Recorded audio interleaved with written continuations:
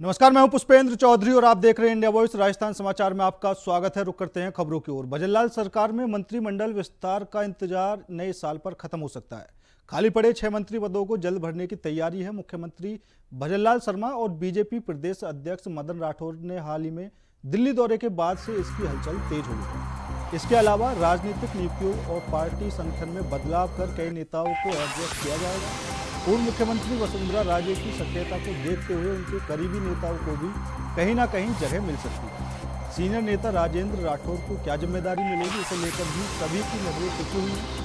सूत्रों की माने तो बीजेपी आलाकमान और प्रदेश नेतृत्व में अंदर खानी तेजी से काम चल रहा है। जनवरी से ही रिजल्ट देखने को मिल जाएंगे। बीजेपी सूत्रों के अनुसार सत्ता संगठन ने मिलकर एक रणनीति तैयार की है। सभी तरह के बदलाव 3 स्टेप में होंगे। सबसे पहला फेरबदल संगठन में होगा।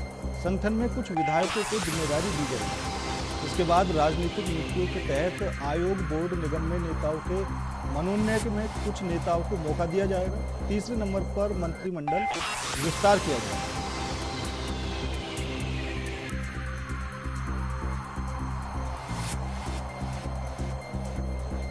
तो राजस्थान सरकार में मंत्रिमंडल विस्तार को लेकर चर्चाएं तेज हो गई हैं, हलचल बढ़ चुकी है और जो खबरें सामने आ रही हैं, वसुंधरा राजे के करीबियों को मंत्रिमंडल में जगह मिल सकती है। तो क्या कुछ प्रक्रिया रहेगी अब की बार भजनलाल सरकार के मंत्रिमंडल विस्तार को लेकर? क्या जो विधायक हैं उनके कार्यों को देखते हुए ये विस्तार किया जाएगा? किन नए चेहरों को जगह मिल सकती है? ये सारी चीज़ें देखने वाली बात होगी। हालांकि 3 तरह का विस्तार अब की बार हो सकता है और 6 मंत्री पदों को जल्द ही भरने की तैयारी भी भजनलाल सरकार कर रही है। तो वहीं चर्चाएं चल रही हैं कि वसुंधरा राजे के करीबियों को भी अब की बार मंत्रिमंडल में जगह मिल सकती है और राजस्थान में जिस हिसाब से नई नई योजनाओं का शुभारंभ किया जा रहा है, उसको देखते हुए भी किसने क्या कुछ मेहनत की, उसके आधार पर भी जो विधायक सक्रिय हैं, जो विधायक मेहनत करने से लगे हुए हैं, उनको भी अब की बार भजनलाल सरकार के मंत्रिमंडल में जगह मिल सकती है। तो 6 मंत्री पदों को भी जल्द भरने की तैयारी यहाँ पर सरकार कर रही है और लगातार चर्चाएं बनी हुई हैं। भजनलाल शर्मा और प्रदेश अध्यक्ष दिल्ली दौरे पर जाने के बाद से ही चर्चाएं लगातार बढ़ चुकी हैं। तो भजनलाल सरकार का मंत्रिमंडल विस्तार होना है, उसको लेकर चर्चाएं काफ़ी तेज हो चुकी हैं और कई तरह के कयास लगाए जा रहे हैं कि पूर्व मुख्यमंत्री वसुंधरा राजे के जो करीबी हैं उनको भी अब की बार जगह मिल सकती है।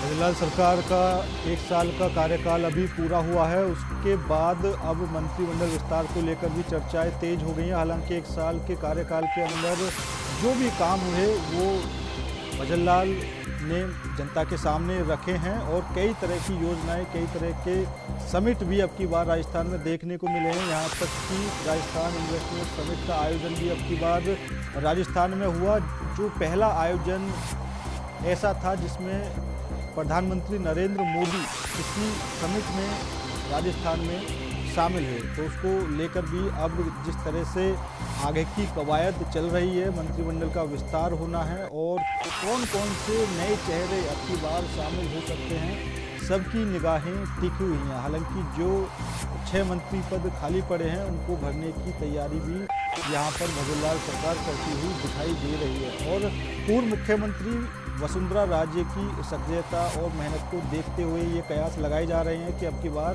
उनके नए चेहरे को भी जगह मिल सकती है। डीग जिले की 6 थानों की पुलिस ने साइबर ठगों के खिलाफ अभियान ऑपरेशन एंटीवायरस के तहत बड़ी कार्रवाई करते हुए 16 साइबर ठगों को गिरफ्तार किया है। इन आरोपियों के कब्जे से 26 मोबाइल, 71 फर्जी SIM card, 53 ATM card, 8 bank passbook, 14 chequebook, 1 scanner, QR code board और 1 बाइक जब्त की गई है। एसपी राजेश कुमार ने बताया कि थाना केथड़वाड़ा पुलिस ने सूचना पर कार्रवाई करते हुए इरफान और जयराम को गिरफ्तार किया है।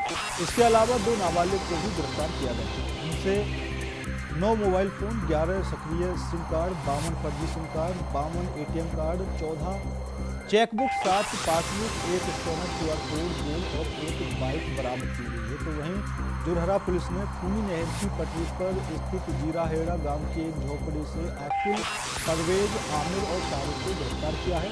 उनके कब्जे से 4 एंड्रॉयड मोबाइल फोन और 4 फर्जी बरामद की।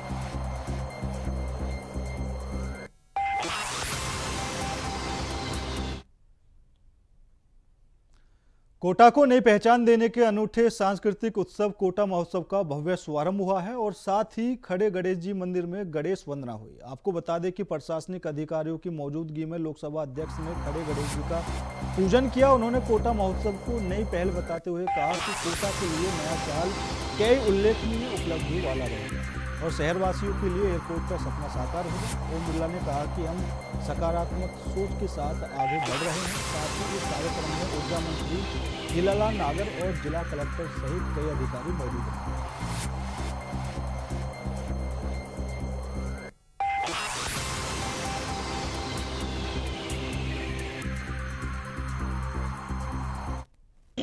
वो देश और विदेश में पहुंचाने के लिए हमारे जितने भी स्थान हैं, जो देश दुनिया में अपने आप में कोटा के अद्भुत स्थान हैं, चाहे जंगल हो, चाहे जल हो, चाहे पर्यटक स्थल हो, इन सबको देश और दुनिया के अंदर पहुंचे ताकि देशी विदेशी पर्यटक यहाँ पर आए। इसके लिए कोटा महोत्सव एक प्रयास किया है। 20 दिसंबर को जयपुर में हुए टैंकर ब्लास्ट हादसे में घायलों का इलाज SMS हॉस्पिटल में चल रहा है, जहां 23 घायलों का इलाज बर्न यूनिट में हो रहा है, जिनमें से 3 से 5 घायलों की स्थिति अब सामान्य बताई जा रही है, जिन्हें आज या कल डिस्चार्ज कर दिया गया। इसी बीच पूर्व मुख्यमंत्री वसुंधरा राजे घायलों का हालचाल जानने के लिए अस्पताल पहुंची। यहाँ उन्होंने करीब 22 मरीजों से 1-to-1 बात की और मौजूदा अपडेट लिया। दरअसल 1 वार्ड में जाने से इन्फेक्शन का खतरा बना रहता है और मरीजों को परेशानी हो सकती है, इसलिए वसुंधरा राजे ने वहां न जाकर प्राचार्य कक्ष में ही परेशानी। मानवीय प्रॉब्लम है और मैं समझती हूँ कि उसको संभालने का दायित्व हम सब पर है। तो आप हम सब उसको निभाने की पूरी कोशिश करेंगे और भगवान से प्रार्थना यही है कि ये लोग सब स्वस्थ हो जाएं जल्दी से और अपने काम पे वापस चले जाएं। ऐसी प्रॉब्लम नहीं थी। कल ही हम लोगों ने सबको चेक भी कर लिया, किसी की ऐसी इंजरीज भगवान की दया से नहीं हुए और एक से जो 7 हॉस्पिटल में गए थे, एक से मेरी बात पर्सनली हो चुकी है। SMS अस्पताल में घायलों का हाल जानने पहुंचे सांसद हनुमान बेनीवाल ने उनके परिजनों से मिलने के बाद पत्रकारों से बात की। हादसे पर उन्होंने कहा कि सीएम को खुद इस हादसे की जिम्मेदारी लेनी चाहिए। डिप्टी सीएम इस इलाके से आते हैं जिनके पास कई महत्व हैं। उन्होंने कहा कि भजनलाल राजस्थान के लिए अशुभ है, आगे पता नहीं क्या क्या होगा। इस राजस्थान को ईश्वर ही बचाए। कांग्रेस बीजेपी की गोद में बैठ गई है। कांग्रेस जिस तरह से पेपर लीक कराए, जिस तरह की घटनाएं घटी, कांग्रेस वाले लड़ नहीं रहे। वे कहते हैं कि हम आंदोलन करेंगे तो बीजेपी वाले डरा देते हैं, कहते हैं हम तुम्हें अंदर करा देंगे, बस वे चुप हो जाएंगे। हनुमान बेनीवाल ने कहा कि बहुत जल्द ही हम सड़कों पर उतरेंगे। राजस्थान में जो घटनाएं हो रही हैं इसको लेकर हमें लड़ना चाहिए। सांसद हनुमान बेनीवाल ने बर्न यूनिट की सुविधाओं के लिए सांसद कोष से 50 लाख रुपए की घोषणा की।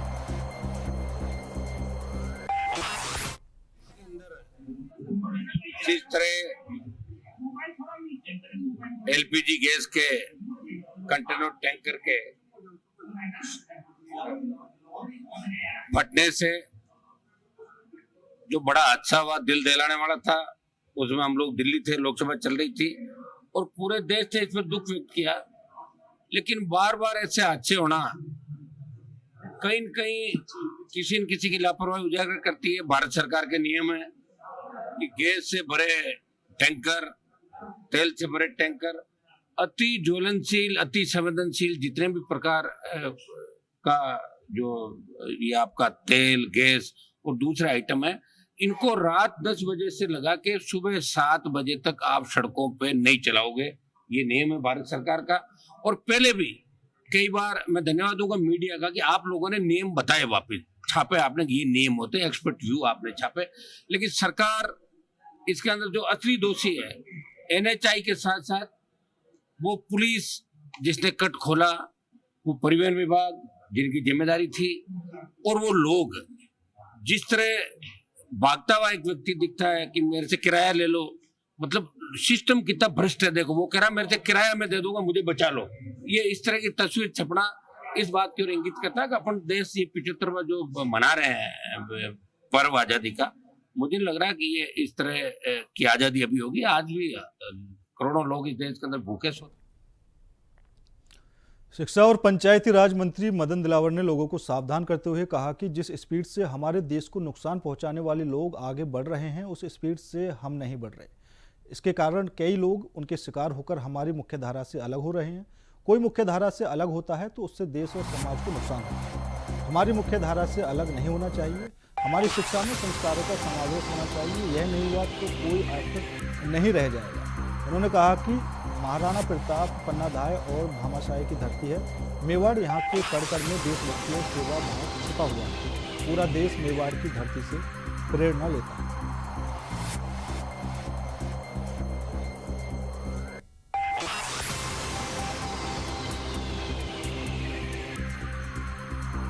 तो मेवाड़ में शिक्षा मंत्री मदन दिलावर ने लोगों को सावधान किया है और उन्होंने कहा है कि जिस तरह से जो लोग आगे बढ़ रहे हैं, जो लोग नुकसान पहुंचाने वाले लोग हैं वो आगे बढ़ रहे हैं, उस हिसाब से हम आगे नहीं बढ़ रहे और ये लोग नुकसान पहुंचा सकते हैं। उन्होंने मेवाड़ की धरती को लेकर कहा कि ये धरती वीरों की धरती है और हमें इस धरती से प्रेरणा लेने की ज़रूरत है। उन्होंने शिक्षा में समावेश और संस्कारों की बात की है। उन्होंने लोगों को एक तरह से जागरूक भी किया है। उन्होंने बताया कि पन्नाधाय महाराणा प्रताप की धरती है मेवाड़ और मेवाड़ से पूरी दुनिया में एक अलग छाप जाती है।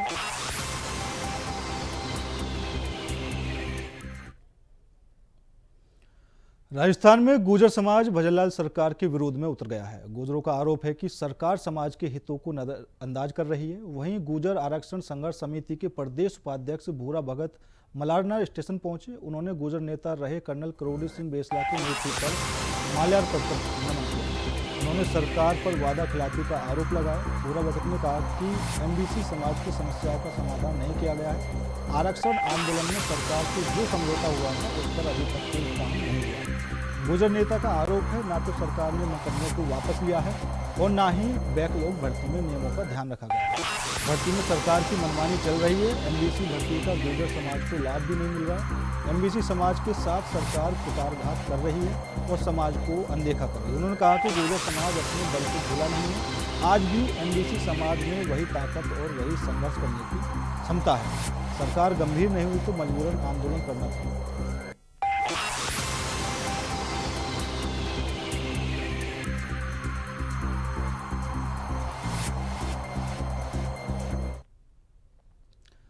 कथावाचिका साध्वी प्राची ने जैसलमेर में पत्रकारों से बात करते हुए कहा कि प्रयागराज में लगने वाले कुंभ मेले पर पत्रकारों से साध्वी प्राची ने बातचीत करते हुए कहा कि मुस्लिमों की एंट्री कुंभ मेले में बैन कर दी है। उन्होंने कहा कि कुंभ मेले में मुस्लिम के प्रवेश पर रोक होनी चाहिए। उन्होंने कहा कि कुंभ में संत तपस्या करने के लिए जाएंगे और मुस्लिम उनका धर्म भ्रष्ट करने के लिए कुंभ जिहाद और मुस्लिम जिहाद चालू करेंगे। फिर इसकी जिम्मेदारी कौन लेगा? इसलिए कुंभ में मुस्लिमों की एंट्री नहीं होनी चाहिए।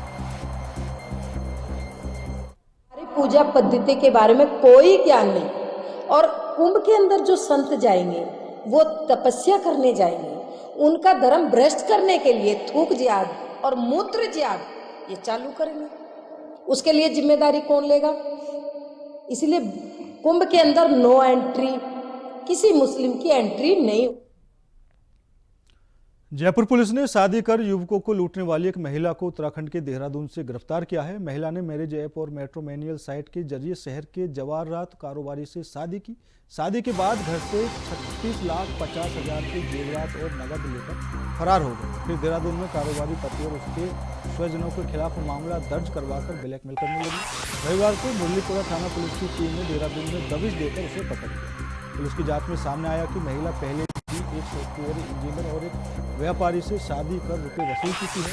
आरोपित महिला अब तक 3 पीड़ितों से 1,21,00,000 रुपए वसूलने के साथ ही 2 को जेल भी पहुंचा चुकी है। दोनों पर उसने दुष्कर्म का मामला भी दर्ज करवाया।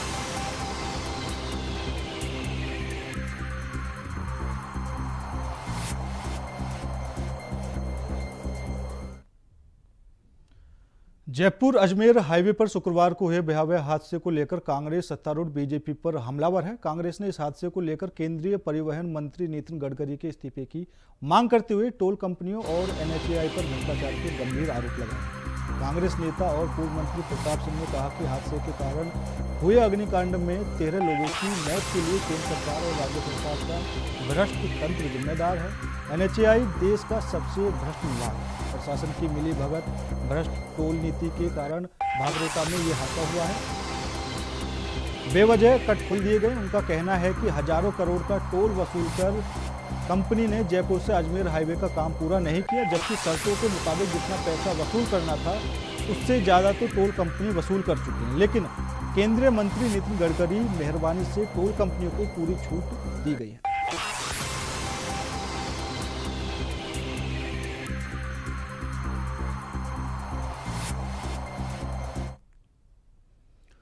देश भर में आयोजित हो रहे 14वें रोजगार मेले में 71,000 से ज्यादा युवाओं को नियुक्ति पत्र दिए गए हैं। मेले में प्रधानमंत्री नरेंद्र मोदी ने वर्चुअल माध्यम से युवाओं को संबोधित किया और राष्ट्र निर्माण में युवाओं की भूमिका और योगदान पर प्रकाश डाला। सरकार की ओर से युवाओं के लिए सृजन किए गए अवसरों की जानकारी भी साझा की है। इस अवसर पर केंद्रीय मंत्री गजेंद्र सिंह शेखावत ने नवनियुक्त प्रतिभागियों को बधाई देते हुए कहा कि प्रधानमंत्री नरेंद्र मोदी के नेतृत्व में सरकार युवाओं को रोजगार देने का कार्य कर रही है। अब तीसरी बार देश में मोदी सरकार बनने के बाद फिर से ये क्रम जारी है। हमारे देश के युवा न सिर्फ रोजगार प्राप्त करने वाले बने, साथ ही रोजगार सृजन करने वाले भी बने।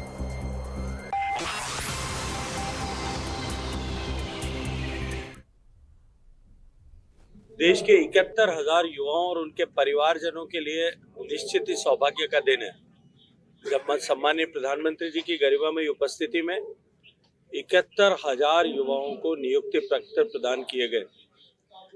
रोजगार मेले के इस लगातार 14वें संस्करण में अब तक 10 लाख से ज्यादा युवाओं को इस तरह से सरकारी नौकरी के रोजगार के नियुक्ति पत्र प्रदान किए गए। माननीय प्रधानमंत्री जी ने युवाओं का आह्वान करते हुए कहा कि जब देश अमृत काल में प्रवेश कर चुका है और आने वाले 20-22 साल में जब देश विकसित भारत बनेगा, आपकी निश्चित रूप से इसमें बहुत बड़ी भूमिका होने वाली है। इसके अतिरिक्त भी सम्मानीय प्रधानमंत्री जी ने देश की सरकार के प्रयासों से जिस तरह से सरकार की सभी नीतियों का केंद्र बिंदु युवा शक्ति को रखने के चलते हुए जिस तरह से देश में नए रोजगारों का सृजन हुआ है, उन सब की चर्चा भी की है। आज संयोग से क्योंकि किसान केसरी चौधरी चरण सिंह जी देश के पूर्व प्रधानमंत्री, भारत रत्न का जन्मदिन दिवस भी है, जो देश किसान दिवस के रूप में मनाता है। देश के अन्नदाताओं का नमन करते हुए माननीय प्रधानमंत्री जी ने देश के कृषि क्षेत्र में हो रहे परिवर्तन और विकास की भी विस्तार से चर्चा की है।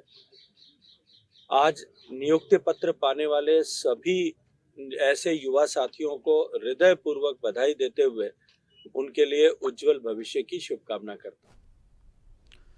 करौली में 7वीं क्लास के स्टूडेंट को वार्डन ने हॉस्टल की छत से फेंक दिया। गंभीर घायल छात्र की एक जयपुर ले जाते समय रास्ते में मौत हो गई, जिसके बाद परिजनों ने जमकर हंगामा मचाया। परिजनों का आरोप है कि 13 दिसंबर को छात्र हॉस्टल की छत पर नहाने के लिए जा रहा था, तब वार्डन ने उसे पहली मंजिल से नीचे फेंक दिया, जिससे उसकी चेस्ट और पैर में चोट आई। टीचरों ने उसको सूचना घर वालों को भी नहीं दी और घटना को छिपा लिया। पुलिस ने वार्डन सहित 2 शिक्षकों को गिरफ्तार किया है। सपोदरा डीएसपी कन्हैया लाल ने बताया कि पीड़ित परिवार आरोपी टीचर की गिरफ्तारी और आवासीय स्कूल को सीज करने की मांग करने को लेकर लगे हुए हैं, जिसके बाद समझाकर मामले को शांत कराया गया है। इसके बाद मेडिकल बोर्ड से पोस्टमार्टम करवाकर सब परिजनों को सौंप दिया। वही मामले में 2 आरोपी टीचर को गिरफ्तार किया गया है और आगे की जांच अभी जारी है। कक्षा 7 में सलेमपुर हॉस्टल SBM में पढ़ता था जी। वो छत पे नहाने जा रहा था जी। वहाँ के वार्डन ने उसको छत पे से नीचे भगा दिया और उसके चेस्ट में चोट आई थी और पैर में चोट आई थी। 3 दिन तक उसके बारे में घर वालों को कोई सूचना नहीं दी गई थी उनके द्वारा। बाद में जब बच्चे ने किसी का फ़ोन लेके चोरी छुपे से फ़ोन किया था उसके पिताजी को, उसके बाद में पिताजी वहाँ गए तो उस गंगापुर लेके गया था वो। उसके बाद में वहाँ पार नहीं पड़ी, तब करौली हॉस्पिटल में 2 दिन एडमिट रखा। 8:30 बजे शाम को ये रात गई है इसमें, उसको रेफ़र कर दिया। महुआ पहुंचने पहले ही उसकी डेथ हो गई और उन्होंने खूब पीटा बच्चे को, और बच्चे की इन्फॉर्मेशन बाप तक कोई नहीं दी, ना गांव वालों को दी। पीटने वाले का नाम नसरुद्दीन खान था, जो वार्डन था SBM हॉस्टल में। मांगे तो यही है कि भाई अब बच्चा तो चला गया, लेकिन वो बहुत गरीब स्थिति से चल रहे हैं। अभी फ़िलहाल उनकी बहुत दयनीय स्थिति है और उनके लिए कोई आर्थिक सहायता जो गवर्नमेंट के द्वारा दी जा सके, हमारी यही मांग है कि उनको जरूर प्रदान करें। बच्चे की 14 साल उम्र है। खबर झालावाड़ से है, जहां आपसी कहासुनी को लेकर दो युवकों ने एक युवक पर चाकू से हमला कर दिया, जिसमें युवक घायल हो गया, जिसको प्राथमिक उपचार के बाद झालावाड़ के SRG अस्पताल में भर्ती कराया गया है, जहां उसका इलाज जारी है। घटना की जानकारी मिलते ही पुलिस ने तफ्तीश शुरू कर दी है और पुलिस ने गौतम और सुनील भील के खिलाफ मामला दर्ज कर लिया है। दोनों आरोपियों ने पीड़ित की बाइक रुकवाकर गाली गलौज कर पीठ में चाकू से हमला कर दिया। सारोला थाना क्षेत्र के राजपुरा गांव का ये पूरा मामला है।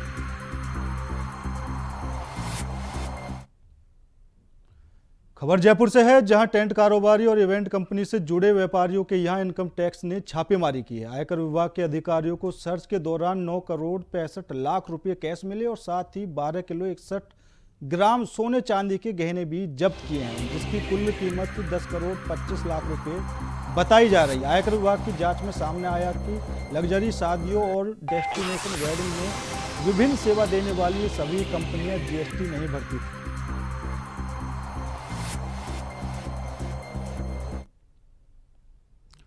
फसलों की सरकारी खरीद को लेकर MSP गारंटी कानून की मांग को लेकर आमरण अनशन पर बैठे जगजीत सिंह डलेवाल के समर्थन में कांग्रेस पार्टी के कमेटी कार्यकर्ताओं ने रायसिंह नगर में मिनी सचिवालय के सामने 1 दिवसीय अनशन रखा और कांग्रेस कमेटी के अध्यक्ष राकेश ढोलिया ने बताया कि किसानों की मांग को पूरा किया जाए और संसद में गृह मंत्री ने बाबा साहेब को लेकर दिए गए बयान पर गृह मंत्री के इस्तीफे की मांग की है और मूंग की खरीद फिर से शुरू करने की भी मांग की गई है।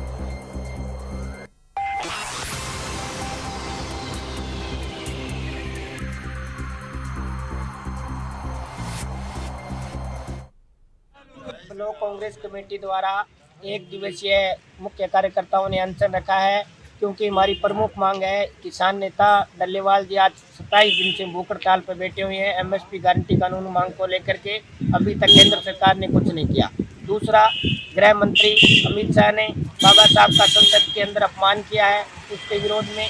तीसरा, हमारी यूथ कांग्रेस के कार्यकर्ताओं पर जयपुर के अंदर बल प्रयोग किया शांतिपूर्ण प्रदर्शन पर, उनके विरोध में। तथा किसानों की जो मूंग खरीद है वो ऑनलाइन 1 दिन चालू करके बंद कर दी, हजारों किसान इससे वंचित रह गए। इन तमाम मांगों को लेकर के आज ब्लॉक कांग्रेस कमेटी के नेतृत्व में हमने 1 दिवसीय यहाँ पर अनशन। खबर टोंक से है, जहां बनास नदी में बजरी लीज विवाद थमने का नाम नहीं ले रहा है। दरअसल बिना लीज बजरी उठाने के बाद विवाद बढ़ता जा रहा है। आपको बता दें कि टोडार सिंह में प्लीज के बहाने टोंक की सीमा से बजरी का खनन किया जा रहा है, जिसको लेकर बिना नियम बजरी के अवैध खनन को बंद करने की शिकायतें की गई, जिसको लेकर प्रशासन ने एक्शन लिया है। अवैध खनन को लेकर तहसीलदार और खनिज विभाग के कर्मचारियों मौके पर पहुंचकर और बजरी का खनन बंद कराया।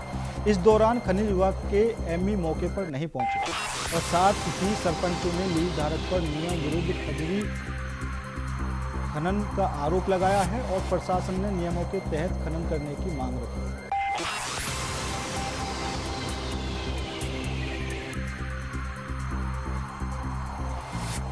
ये कसरा टोंक जिले की बनास नदी में एक बार फिर अवैध खनन को लेकर ग्रामीणों को ने बड़ा आरोप लगाया है। वहीं बड़ा आरोप लगाते हुए जो खनन हो रहा था उसको रोक दिया गया है। हम आपको बता दें कि टोडा क्षेत्र में लीज का कार्य किया जा रहा है। वहीं जहां पर लीज किया जा रहा है वहां पे सरपंच संघ अध्यक्ष पहुंचे हैं। सरपंच संघ अध्यक्ष के अलावा सरपंच प्रतिनिधि पहुंचे हैं और पहुंचकर यहां पर जो वो खनन है उसमें कई तरीके के गंभीर आरोप लगाए हैं कि जो नियम कायदे हैं उनको ताक में रखकर खनन किया जा रहा है। जिसके बाद अधिकारी यहां पर पहुंच चुके हैं और पहुंच करके स्थिति का जायजा लिया है। बात करें, हम आपको बता दें कि ये जो बनास नदी है जिस पे खनन किया जाता है उसको लेकर लोगों का जो प्रतिनिधि है उनका कहना है कि जो नियम है, जो कायदे हैं, उन सबको ताक में रखकर दिन रात खनन किया जा रहा है। खनन होने के बाद जो गहराइयाँ की जाती है उसको बाद में जेसीबी से लेवल कर दिया जाता है। इस वक्त उसी जगह पे मैं मौजूद हूँ। बताना चाहूँगा कि दाएं तरफ जो साधन थे जो वो भर रहे थे उनको रोक दिया गया है और ग्रामीण आमने सामने हैं। यहाँ पर जो बात करें तो टोंक तहसीलदार मानवेंद्र सिंह मौके पर पहुँचे हैं और यहाँ पर जो सीमा ज्ञान है उसको लेकर सीमा ज्ञान किया जा रहा है। कजोड़ गुजर डिवाइस टोंक। जो विवाद था यहाँ पे ये काफ़ी टाइम से एक ही चल रहा था कि टोंक की सीमा से और टोडार एक ही जो कचरा नंबर इनको एक ही बताए जा रहे हैं। इनसे जो बात हुई है कि नहीं एक ही कचरा नंबर है, तो ऐसा नहीं होता कि एक ही कचरा नंबर है तो फिर टोंक और टोडा राइसिंग में दोनों में फ़र्क होना चाहिए। तो आज जैसा तहसीलदार साहब मौके पे पहुंच भी गए, एसडीएम साहब ने पूरी टीम को इनको भेज भी दिया और इन्होंने जो कचरा नंबर है उसमें से डाइवर्ट भी कर दिया कि इतना टोंक का रहेगा और इतना टोडा राइसिंग का रहेगा। फिलहाल मेरे साथ इस बुलेटिन में इतना ही। बाकी देश और दुनिया की तमाम खबरों के लिए देखते रहिए इंडिया वॉइस।